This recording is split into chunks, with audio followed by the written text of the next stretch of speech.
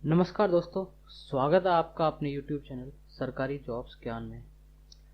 आज के वीडियो में हम हरियाणा कौशल रोजगार निगम द्वारा जारी किए गए नए नोटिस के बारे में बात करेंगे। क्या है ये नोटिस और इस नोटिस में विभाग द्वारा क्या जानकारियां दी गई हैं, उसके बारे में हम बात करेंगे। जैसा कि आपको पता होगा कि हरियाणा कौशल रोजगार निगम का गठन किया जा चुका है, जिससे कि हरियाणा प्रदेश में जो भी पूर्व में ठेकेदारी के माध्यम से भर्तियां की जाती थी वो अब इस विभाग के माध्यम से की जाएंगी। इसके बारे में हमने पहले भी वीडियो बना रखी है, जिसका लिंक मैं डिस्क्रिप्शन में दे दूंगा, जिसमें हमने संपूर्ण जानकारी दी है। और ये पोस्ट हमने अपनी वेबसाइट पे डाली हुई है, जिसमें इस विभाग की सभी जानकारियाँ दी हुई हैं। वह आप कहाँ से अप्लाई कर सकते हैं और कैसे अप्लाई कर सकते हैं, इस बारे में संपूर्ण जानकारी हमने दी हुई है। इस पोस्ट का लिंक भी मैं डिस्क्रिप्शन में दे दूंगा। लेकिन आज के वीडियो में जो विभाग द्वारा नया नोटिस जारी किया है उसके बारे में हम बात करेंगे। क्या है ये नोटिस और इसमें क्या कहा गया है, चलिए बताते हैं। तो 19 जनवरी 2022 को विभाग द्वारा एक नोटिस जारी किया गया है, जिसका शीर्षक है Haryana Kaushal Rozgar Nigam prescription of Nigam wages rate for supply of man power therefore. यानी कि जो विभाग है वो अपने अंतर्गत जितनी भी भर्तियां करेगा उसमें वो क्या तो उसकी क्वालिफिकेशन होगी और क्या वो उन कर्मियों को वेतन का भुगतान करेगा।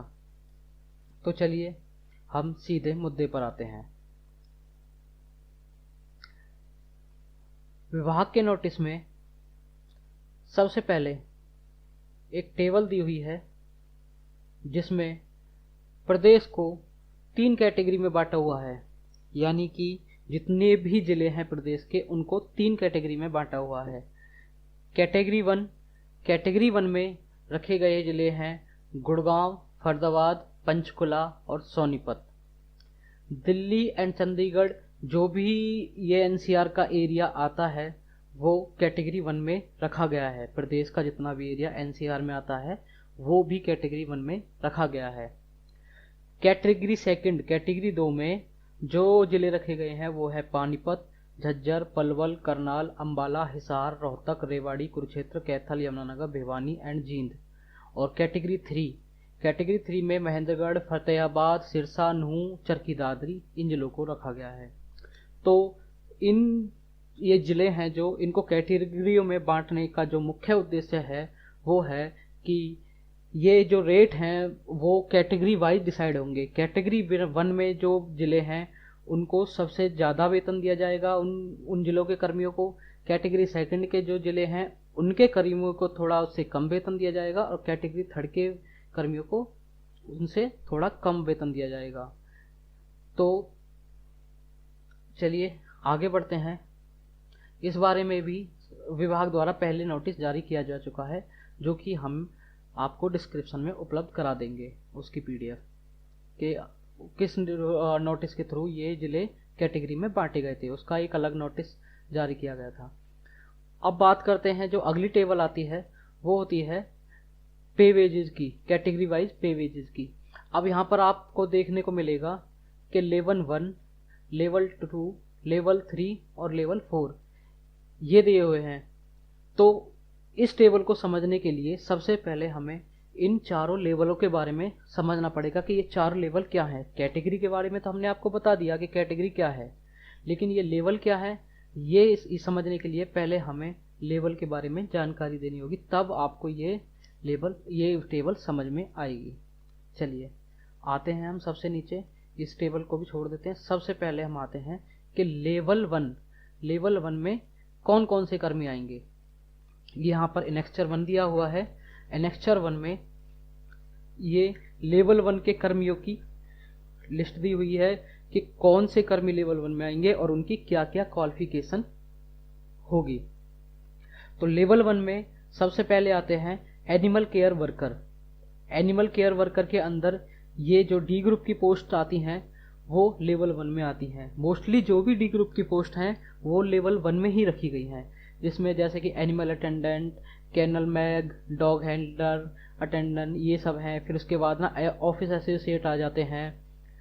ऑफिस एसोसिएट के बाद ये जो भी पोस्ट हैं जैसे ना अपने बार को ये हो गए, कंस्ट्रक्शन वर्कर्स हो गए, धोबी हो गए, ये फील्ड वर्कर हो गए, ये काफ़ी सारी ये लिस्ट दी हुई है। लगभग इसमें हम इन्होंने 145 पोस्ट दी हुई हैं जो कि लेवल 1 में हैं।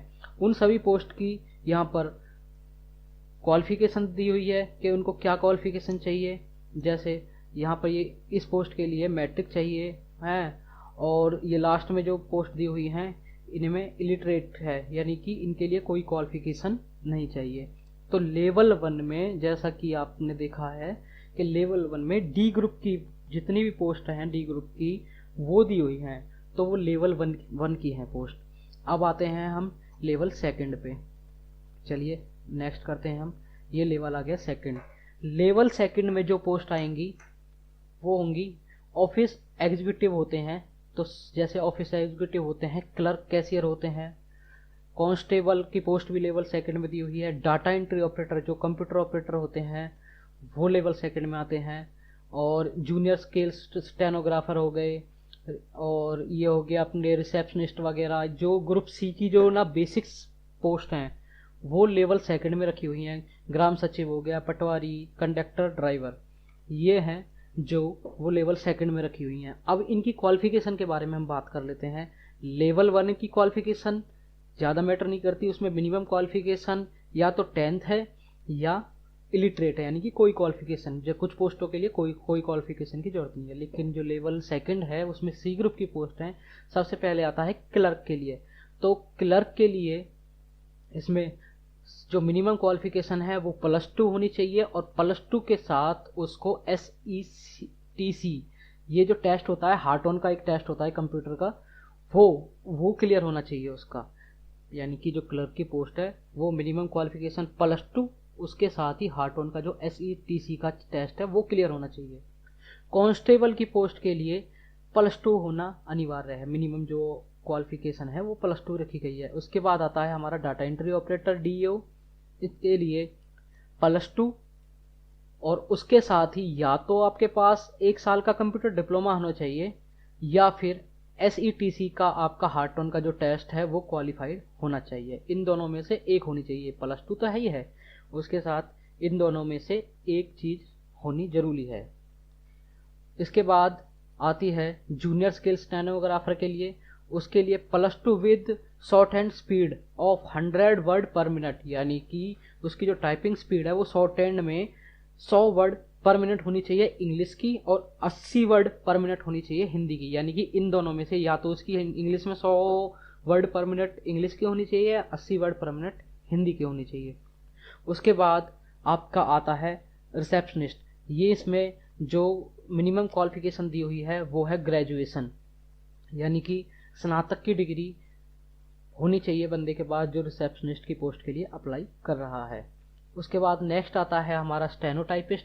स्टेनोटाइपिस्ट के लिए +2 होनी चाहिए। उसके बाद उसकी शॉर्ट हैंड स्पीड 80 वर्ड पर मिनट तो होनी चाहिए इंग्लिश के लिए, और ये अपना 64 वर्ड पर मिनट होनी चाहिए हिंदी के लिए। नेक्स्ट आते हैं स्टोर कीपर। उसके लिए ग्रेजुएशन की क्वालिफिकेशन है मिनिमम। टेलीफोन ऑपरेटर के लिए +2 की है। अब डेवलपमेंट एसोसिएट की अब कैटेगरी में हम बात करते हैं, तो इसमें डेवलपमेंट एसोसिएट में ग्राम सचिव की पोस्ट के लिए ग्रेजुएशन मांगी गई है। रेवेन्यू एसोसिएट के लिए, जो भी रेवेन्यू एसोसिएट में कैटेगरी में पटवारी की एक पोस्ट दी हुई है, उसके लिए भी ग्रेजुएट की मिनिमम क्वालिफिकेशन मांगी गई है। कंडक्टर के लिए +2 मांगी गई है। ड्राइवर के लिए मैट्रिक प्लस में minimum 5 year old driving licence उसका होना चाहिए।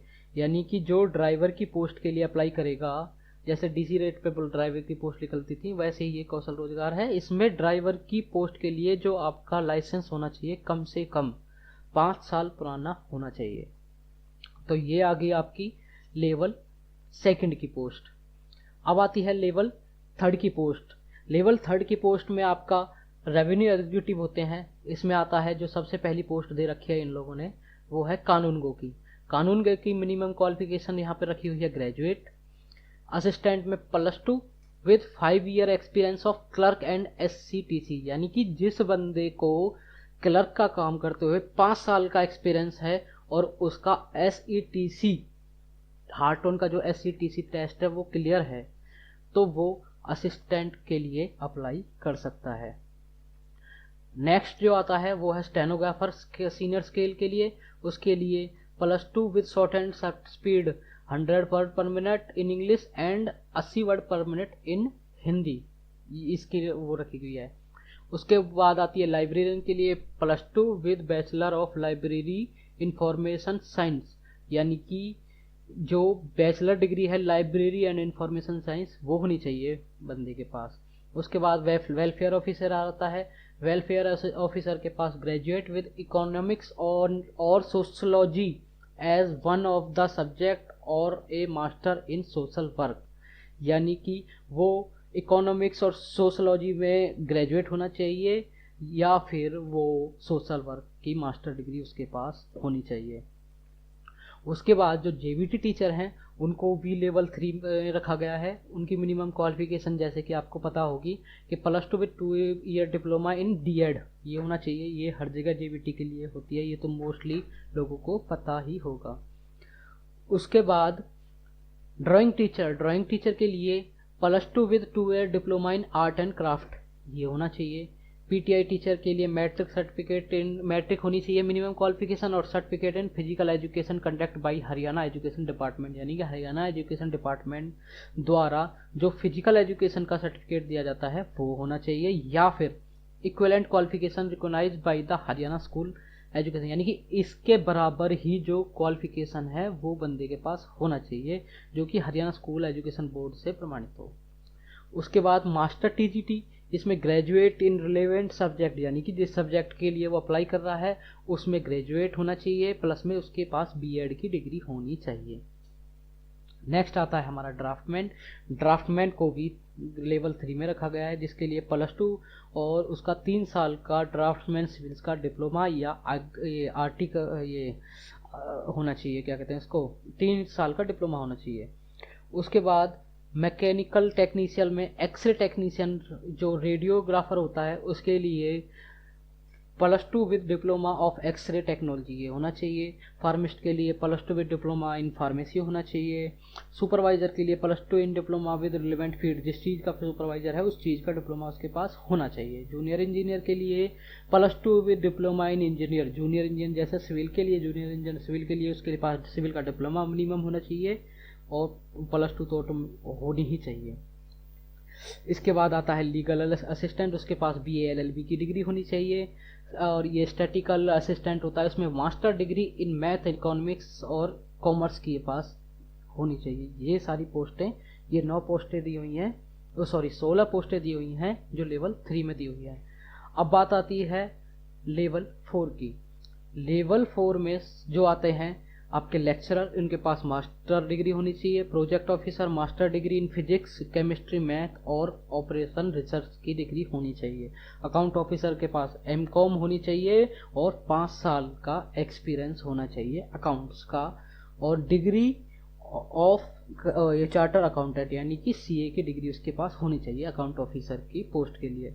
असिस्टेंट आर्किटेक्ट के लिए BA आर्ट्स की डिग्री होनी चाहिए। रिसर्च ऑफिसर के लिए मास्टर डिग्री ऑफ इकोनॉमिक्स होनी चाहिए, या फिर मैथमेटिक्स की मास्टर डिग्री होनी चाहिए, या कॉमर्स की मास्टर डिग्री होनी चाहिए।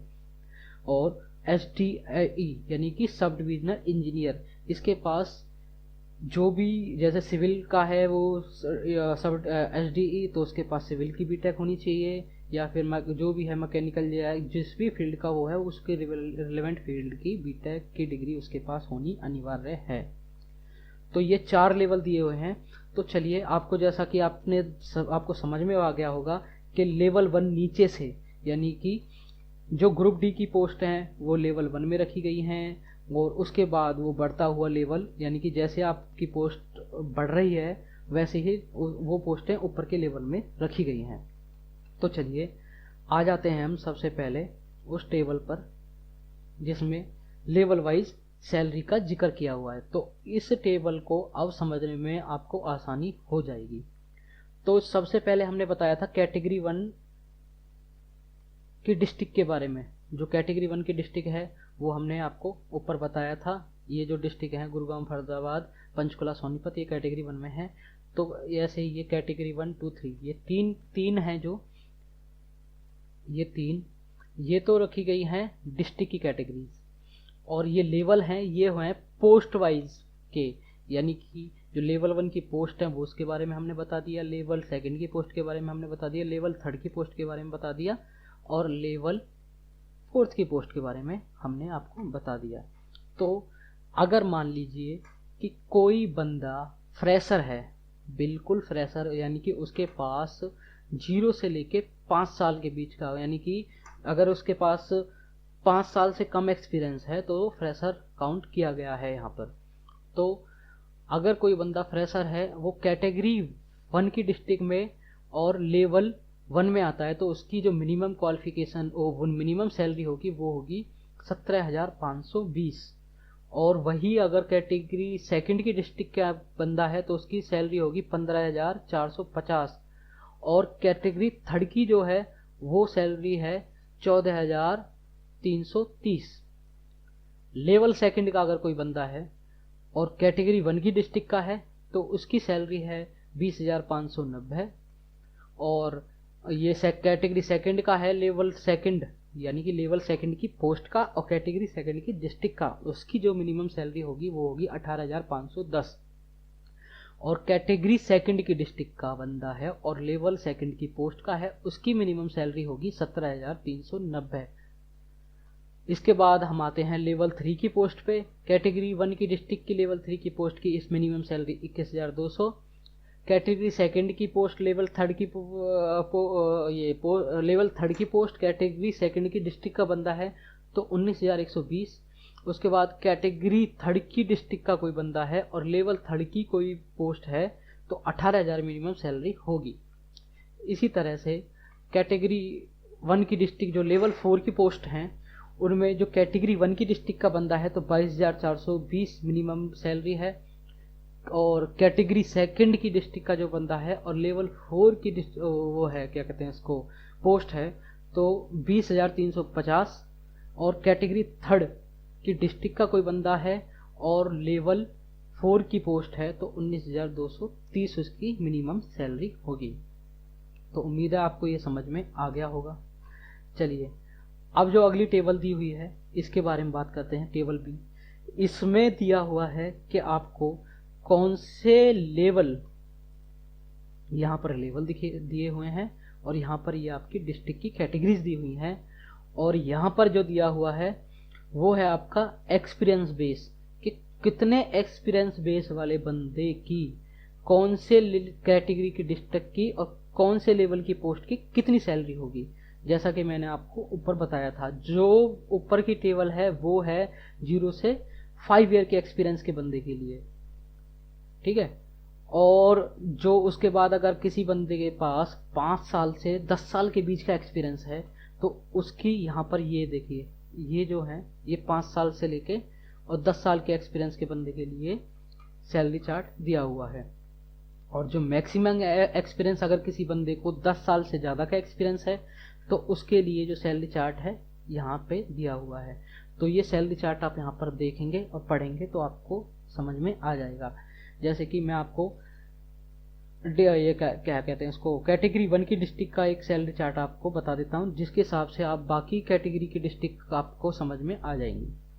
जैसे लेवल 1 की जो पोस्ट है, डी ग्रुप की जो पोस्ट दी हुई थी लेवल 1 में, उसमें अगर किसी बंदे को 5 साल से कम का एक्सपीरियंस है तो उसके लिए जो मिनिमम सैलरी वो उसकी सैलरी होगी वो होगी 17,520 रुपये। अगर उसी बंदे को 5 साल से और 10 साल के बीच का एक्सपीरियंस है तो उसी बंदे की लेवल 1 की पोस्ट अगर है तो उसकी सैलरी हो जाती है 19,272। और अगर उसका एक्सपीरियंस 10 साल से ज़्यादा का है तो उसकी सैलरी हो जाती है 21,024 रुपये। अगर बात करें लेवल 2 की पोस्ट की तो 5 साल से कम के एक्सपीरियंस वाले के लिए होगी, कैटेगरी 1 की बात कर रहे हैं यहाँ पर हम, कैटेगरी 2 और कैटेगरी 3 कैटेगरी सेकंड और कैटेगरी थर्ड की पोस्ट के बारे में हम बात नहीं कर रहे हैं, मात्र कैटेगरी 1 की पोस्ट के बारे में बात कर रहे हैं। तो उसके पास अगर 5 साल से 10 साल के बीच का एक्सपीरियंस है तो 22,000 सैलरी हो जाती है, 22,649 रुपये। अगर उससे 10 साल से ज़्यादा का एक्सपीरियंस है तो 24,708 रुपये सैलरी होती है। ऐसे ही लेवल थर्ड का कोई बंदा अगर उसके पास एक्सपीरियंस है 5 साल से कम का तो उसकी 21,200 सैलरी हो जाती है, और 5 साल से 10 साल का एक्सपीरियंस है तो 23,320 की सैलरी हो जाती है, और 10 साल से ज़्यादा का एक्सपीरियंस हो तो उसकी सैलरी 25,440 रुपये पहुँच जाती है। इसी तरह से लेवल फोर्थ का है कोई बंदा, उसकी जो अगर एक्सपीरियंस 5 साल से कम का है तो 22,420 सैलरी हो जाती है, और एक्सपीरियंस उसका 5 साल से 10 साल के बीच में है तो 24,662 रुपये सैलरी हो जाती है, और 10 साल से ज़्यादा का एक्सपीरियंस है तो उसकी सैलरी 26,904 रुपये हो जाती है। ये हम बात करी है हमने कैटेगरी 1 जो कि हाईयर पे डिस्ट्रिक्ट रखी गई हैं, वो है कैटेगरी 1 की जो डिस्ट्रिक्ट हैं वो सबसे ज़्यादा पे की डिस्ट्रिक्ट रखी गई हैं उसके बारे में। ऐसे ही आप इस टेबल के हिसाब से अपनी डिस्ट्रिक्ट जिस भी कैटेगरी में आती है उसके बारे में देखकर जानकारी दे सकते हैं। ये जो पीडीएफ है हम आपको हमारी जो वेबसाइट है सरकारी जॉब्स ज्ञान, वहाँ पर हमने अपनी ये पोस्ट दी हुई है जिसका लिंक मैं डिस्क्रिप्शन में दे दूँगा, उसमें दिया हुआ है। यहाँ से आप इस पीडीएफ को डाउनलोड कर सकते हैं और हरियाणा कौशल रोजगार निगम की संपूर्ण जानकारी आप यहाँ से प्राप्त कर सकते हैं। तो उम्मीद है आपको हमारा ये वीडियो पसंद आया होगा। अगर आपको हमारा ये वीडियो पसंद आया है तो हमारे चैनल को सब्सक्राइब कर दीजिए, वीडियो को लाइक कर दीजिए और इस वीडियो को ज़्यादा से ज़्यादा लोगों तक शेयर करें ताकि ज़्यादा से ज़्यादा लोगों को इस बारे में जानकारी प्राप्त हो सके। धन्यवाद।